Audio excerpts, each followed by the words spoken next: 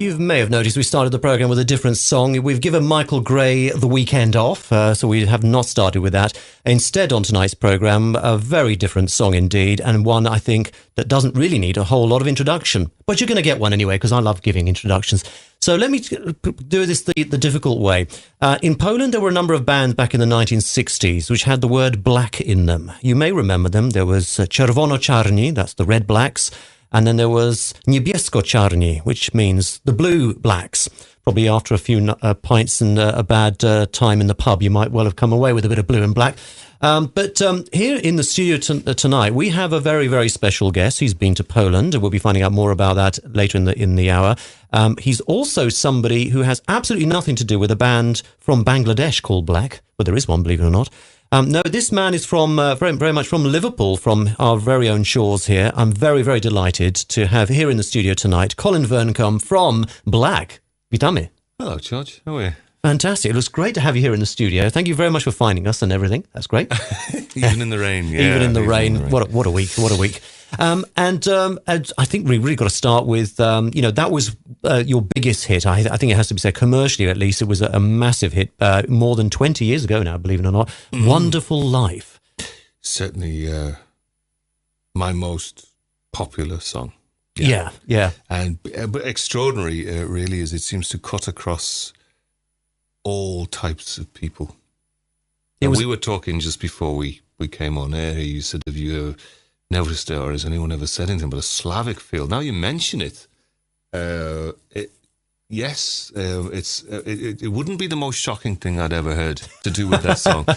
There was a time, I don't know if you remember, there was a point at which the Eurovision Song Contest started to get a little bit hipper, and there was I think it was maybe the year that Norwegian act Secret Garden or something. Secret Garden, that's right. Nocturne. The name of the band was Nocturne. Yes, I am. I'm a real Eurovision. Buff. All right. Well, I used to have a little, not a party, but a get together, and we would bet on the Eurovision. Well, we were all appalled by it, but it was so bad that it was funny. I don't watch it anymore because now it's just a karaoke competition largely. Some of them times they don't even sing live, which I think if you're going to do it, you may as well do it. It's music, it's not a karaoke competition. Yeah, it's a performance. Exactly. But I realised that year that the song Wonderful Life wouldn't have been out of place in that programme. It was a bit shocking to me because I was still a bit of a snob at that point. Easily, it must be 15 years ago now, at least, must it? What the Wonderful Life was out? No, Wonderful Life was 87. 87, so that's 23. But the Secret Garden, I don't remember. Secret Garden was it's about 15 years ago. It was mid 1995, I think. Yeah, what's that? 15 years. 1995. You've got the look of a secret lover of table quizzes. And I'm besotted by it. It's the most fun you can have in Ireland, standing up and with your clothes on. I must try it sometime. It's about the banter. It's not about whether you know the answer. Yeah. It's about the fact that everyone's cheating outrageously and accusing you of cheating. And with a copy of Google and Wikipedia to help you out, I suppose, as well. People do pretend to receive bogus phone calls and the like, but everyone's onto it. Yeah. They know what's going on. I have a pretty good record. 4 out of 4 wins in my last 4 entrants. You've had more than a few good records in your time, sir. You've had more than a few good records, sir. I've also got an encyclopedic, trivial interest in popular music and things like that. It all helps. It stacks up. You've done well. 15 years ago, you're right. 1995. I'd go with 1995. That was the year they won it. And it was very controversial. Right. It was very controversial. You remember why? Because it's only just qualifies as a song. Exactly. There was hardly a word in it. It was an instrumental. 35% vocal. Yeah, and there was a little bit of a sort of an aria going on or whatever, and the lady was singing, and that was sort of that was it. There was no real words that you can. It wasn't like the year the Tattoo went there, though, was it?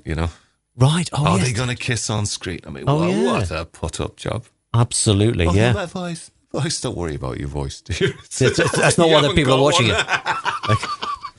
I take it you will not be duetting with Tattoo at any time in the near 10 years. I own that record, though. Very strange. I own the album. There was a couple of the singles. The kind of Malchik. Do you remember that? Malchik. That was one of the songs. Yeah, well, I remember that from Clockwork Orange, not because. Right.